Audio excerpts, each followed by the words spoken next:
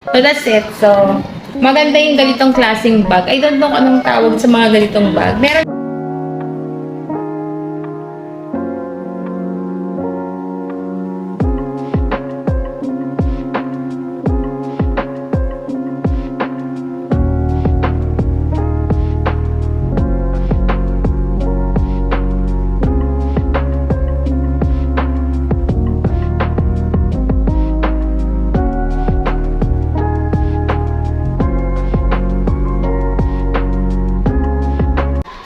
Hi guys! So let's do what's in my teacher backpack. So ano kayo yung mga nasa loob. So gumawa na ako before ng video na to pero yung handbag ang gamit ko. So this time naman backpack kasi mas handy lalo na ngayon na may motor na ako, nagmumotor na ako. Papasok sa school and then so ito. I have also my lunch tote bag and then my water bottle. So let's see what's inside. Alright, so first let's have this my lunch bag. So meron akong extra bag, extra na tote bag just in case. Lagi talaga ako may dala. Kung hindi tote bag ang dala ko, eco bag. Kasi just in case bigla akong maisipang mamalengke or may bibilin or biglang may bitbit na iuwi galing sa school ng mga gamit, mga i-check na papers, I brought this one. Ito pala ay regalo sa akin, a gift to me by my co-teacher and tropa also kay Teacher Abby. So, Christmas gift niya sa akin to. And then, ito, nalagyan ng spoon and fork. Ang cute niya. And then, yung baon ko. So, yun, egg, hotdog. So, that's it. And then, my water bottle na Aqua Flask. So, bigay ito ng asawa ko. So, I have also this one. Reflex ko lang ang keychain. Bigay ito ng estudyante ko. Ang cute, diba? Sabi niya, teacher, sabit mo dyan sa Aqua Flask mo. And then, my backpack. So, ito yung favorite backpack ko kasi medyo pricey.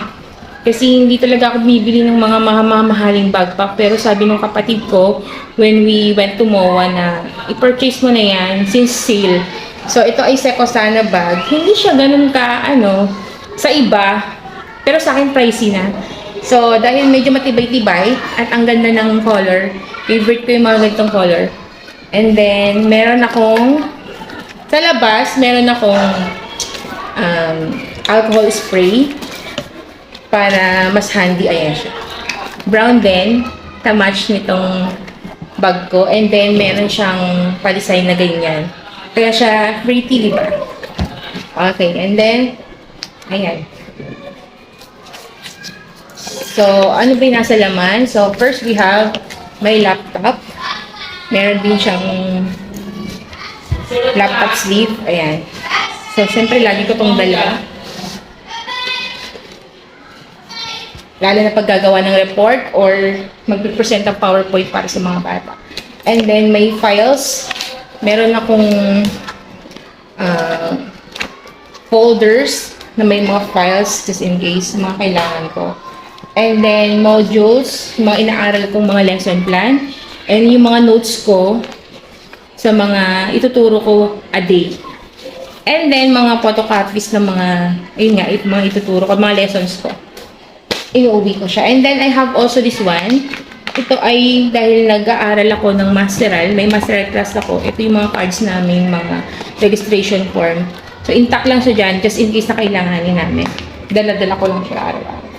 And then, I have my chargers. Ito yung charger ng phone ko. Nilalagay ko sa isang lalagyan. And then, charger ng laptop. And then, may extra ziplock. Alam nyo ba, obsessed ako sa ziplocks. Gusto ko lagi ng mga ziplock. Para just in case may gamitin ko, yun. So, dito nakalagay lahat ng mga chargers. And then, nakaseparate sa akin ang mouse. Hindi ko alam, mas gusto ko yung wired na mouse kaysa dun sa ano, sa wireless. I don't know, mas gusto ko lang yung sinasaksak. Pero baka makabili rin ako ng ganun. Ayun. So ito, lalagyan siya ng mouse kasi white siya kaya nilalagay ko dito para hindi masira agad. So, and then extra pouch. Actually, lalagyan to ng tripod ko. Dito ko nilalagay. Ayan, may name ko siya. Lalagyan talaga to ng personalized na hairbrush na regalo sa akin ni Teacher Hazel. So, ginamit ko muna siya lalagyan ng tripod para hindi masira kasi white din siya. And then, extra pouch. So, meron akong lalagyan dito ng extra pouch again. Na headset na lumang-luma na. And then, face mask lanyard. Then, nakalagay. May cologne spray. And then, extra bow. A clip. And then, stickers. Bigay din ito ng mga estudyante ko. Kasi alam nila, mahilig ako sa mga stickers. And then, face mask. And then, my pouch. Makeup pouch. So, halo-halo na. Meron akong extra napkin. Vitres. Iyon nga, dahil nga dati ay kulot ako, naglalagay ako ng vitres para hindi siya buhagag. And then, may tape measure ako. Just in case lang, nagdadala ako kung gusto ko may i-measure. Bukod sa waistline ko, may na-measure ko rin yung mga anything na pwede kung pagdating ko sa palengke ay kailangan kong bilhan, like curtains, mga ganon. Nag-measure ako. Dala-dala ko lang siya. And then, another hair polish, hair dressing cream, suklay, mirror, and then lip tint, extra pantali ng buhok, and then itong pang lip text matte ko na meron siyang mirror. Diyan lang nilalagay. And then eyebrow liner. And then eto dahil nga medyo ano ako sa ngipin. Ayan. Gumagamit ako nito just in case. Nagdadala ako ng extra. And then I have also may pang makeup ito.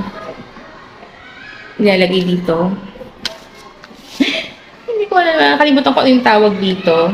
Eyeshadow palette. Yon, eyeshadow palette. And then hand sanitizer. And then eto, nabili ko rin siya pang contour. Although hindi naman ako masyadong nagko-contour,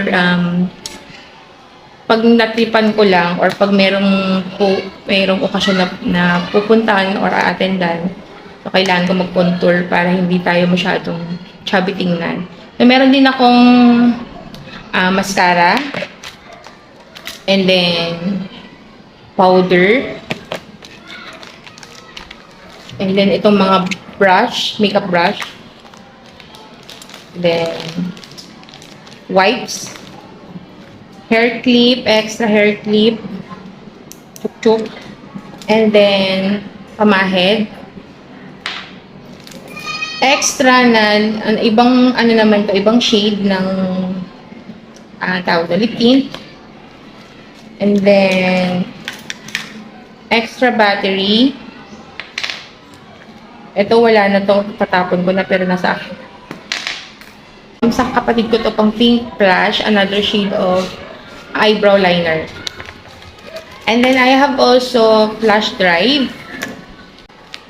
Nail cutter, just in case. I have also my pang blush. Pang blush on. And then, vitamins. Pero rarely lang ako minom eh. Bira ako minom ng vitamins, pero nagbabaon pa rin ako. And then pang-ahit sa kilay. So, that's it lang ang laman.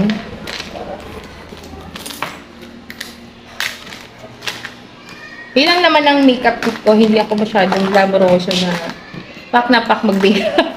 Dahil nga, nasa teaching industry ako. So, kahit naman pag sobrang hard ang makeup mo pag magtuturo ka, lalo maharap mo sa mga bata. So, kailangan pretty lang, simple lang, si teacher.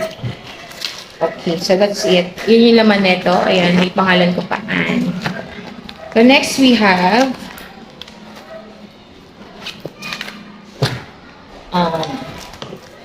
notebook.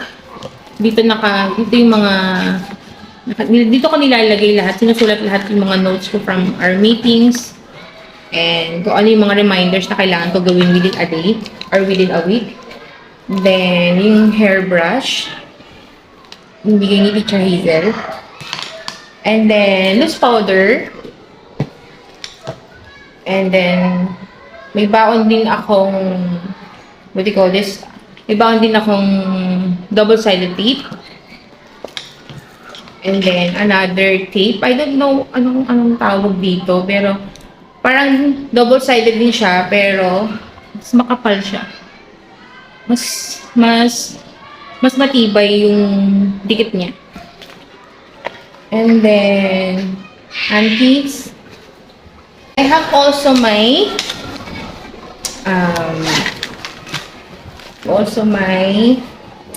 pen pouch. So, I have different ball pens, pentel pens, ayan. Alam na pag nag-check, meron. Ayan, and then ito regalo din sa akin. Teacher Mary Ann. And then, maliit na stapler, scissors, correction tape, and then wireless na headset, earpiece, and then green ball pen, pang check. Ayun lang. Okay. Tape. And then, ito nabili ko lang, tulong ko lang dun sa nag-iikot sa school namin na mga product ng preso sa family para naman kadagdag sa kanilang finances. Siyempre nakakulong sila, hindi naman natin sila pwedeng i-judge. Hindi naman natin alam yung kwento ng buhay nila. So, bilang tulong, bumibili na lang ako ng mga pouches na gawa nila. And then, that's it. And then, dito pala sa side pocket, meron akong extra na pantahi. Just in case matanggal. Ilang beses na ako natatanggalan ng butones. So, ayan, may pantahi ako. So, dito naman sa labas, sa pocket naman, I have my wallet, so hindi pwedeng mawawala. Dito ko siya nilalagay kasi nagmumotor ako. Just in case may checkpoint, mabilis ko siyang makita. So, ayan. Driver's license. Then, PRC license. So, another ID cards, mga ATM cards. Ayun, yun lang. And then, coins, and then cash. Something cash lang. Konting cash lang. And then, another coin purse. Ito naman yung mga barya-barya lang nilalagay ko. Yung panggastos ko, dito ko na nilalagay. And then, keys ng room ko. So, that's it. Yun lang ang laman ng aking bag.